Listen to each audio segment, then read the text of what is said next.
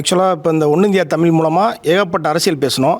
நம்ம ஆளுங்கட்சி ரிலேட்டடாக அவங்க தவறுகளையும் சுட்டி காட்டணும், எதிர்க்கட்சி பண்ணதை எல்லாத்தையுமே சுட்டி காட்டணும்.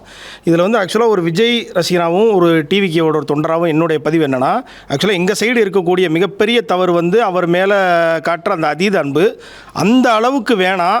ஏன்னா அவர் வந்து மிகப்பெரிய கட்சிகளை எதிர்த்து அரசியலுக்கு வந்திருக்காரு. நீங்கள் பண்ணுற ஒரு சின்ன தவறு கூட அதை அவங்க ரொம்ப உன்னிப்பாக கவனித்து அதை பெரிய விஷயமாக மாற்றிக்கிட்டு இருக்காங்க.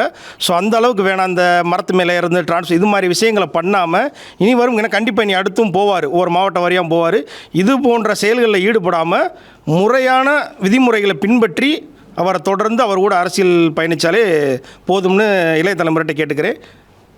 நல்லது. கூட இன்னொன்று நீங்கள் கேட்டுக்கலாம், இந்த இறப்பு வந்து ஒரு குழந்தை தானே, அண்ணன் விஜய் அண்ணா மாதிரி வருமா அப்படின்றது.